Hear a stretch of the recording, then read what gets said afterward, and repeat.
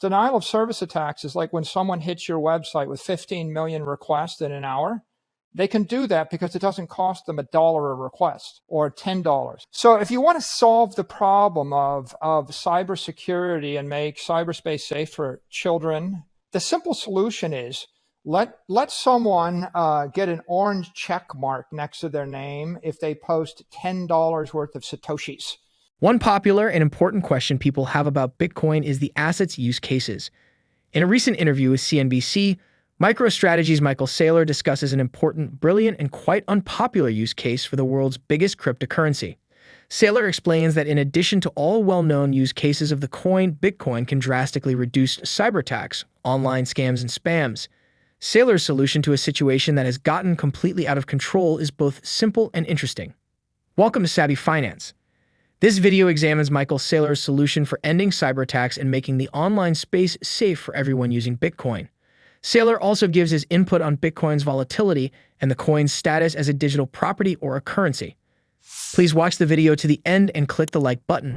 Thanks for watching. Michael Saylor is the CEO and co-founder of MicroStrategy, an American company that provides mobile software and cloud-based services. The firm is widely known in the crypto community for its large Bitcoin holdings, which as of the last count was over 125,000 Bitcoin. Saylor, who is not surprisingly a staunch Bitcoin bull, also owns almost 18,000 Bitcoin. In a recent interview with CNBC, Saylor talks about the coin's volatility, use cases, and status. According to Saylor, Bitcoin is still very immature. As such, it is highly volatile. The CEO explains that much regulation is needed in the crypto space to make it more mature and less volatile. From the lack of wash trading rules to 20 times leverages on foreign exchanges, Saylor believes Bitcoin and the rest of the crypto ecosystem need more regulations. Here is Saylor's explanation. I think that the volatility is driven by the immaturity of the asset class, and that means the lack of wash trading rules. You can buy it and sell it in the same hour and harvest a tax loss. I think that's fairly immature. I think 20x leverage on the offshore exchanges. I think the wild west of crypto derivatives. I think cross-collateralization of altcoins into ETH, into Bitcoin through DeFi exchanges on a Saturday night, through a very thin piece of liquidity on the 177th biggest coin. All of those things are a recipe for volatility. And then the uncertainty about the regulatory environment, because as regulation comes, it has an impact on all these different crypto systems, and they're all cross-collateralized to each other. So I'd be surprised if there wasn't volatility. It comes with the territory. There are pros and cons. I think that the volatility will be damped as the regulation progresses, and that'll encourage institutional adoption. Apart from its status as a speculative asset held by institutions and corporations, Bitcoin has proven that it has a lot of use cases to investors, organizations, and even sovereign countries. In this year alone, two important events have demonstrated the importance of having a digital asset with Bitcoin's technologies. First was the Canadian government's ban of protesters' accounts and assets. Non-governmental organizations and support groups have also accepted millions of dollars worth of crypto to support the Ukrainian armed forces. In addition to these amazing use cases, Michael Saylor believes Bitcoin has other use cases, especially being able to end harmful bot activities, giveaway scams, and similar harmful online activities. Here is Saylor's simple solution to the online pandemic. I think if you look at it as digital property, it's pretty clear there are billions and billions of people that would rather own digital property than physical property. And I think that the most forward-thinking use case is Bitcoin is digital energy. If you go on Twitter, you find in 1 hour, 500 Michael Saylor bots. They all get spun up. If you go on YouTube, there are about 500 to 1,000 Michael Saylor Bitcoin giveaway scams every week. We take them down every 15 minutes. The world, the cyberspace is beset by scammers, phishers, denial of service attacks, spammers, and it's never been worse. It's literally awful. And the reason it's awful is because no one's got any skin in the game. Or another way to say it is there's no conservation of energy in cyberspace.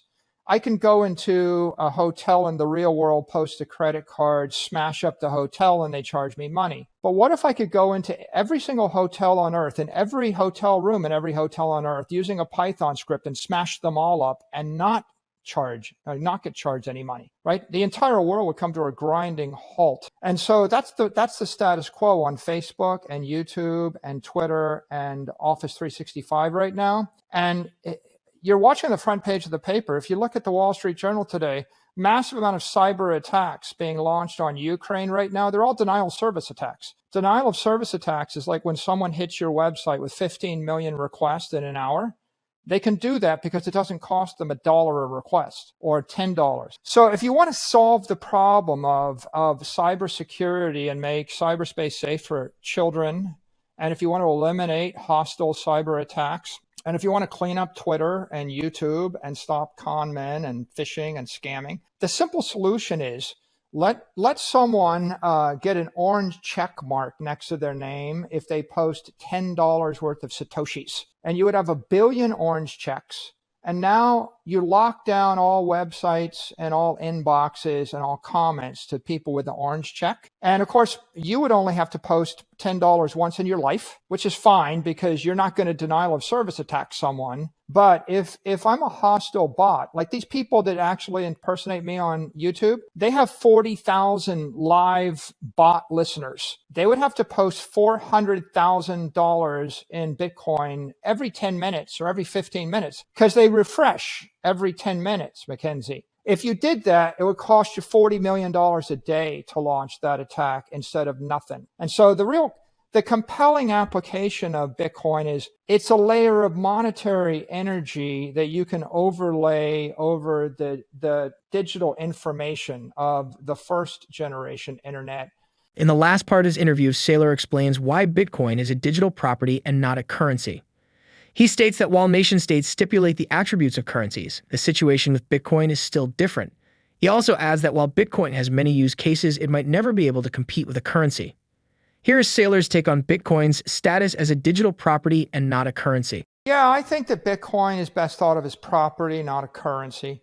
Currency is defined by a nation state, and unless the nation state allows you to transfer the asset tax-free, it'll never be a currency.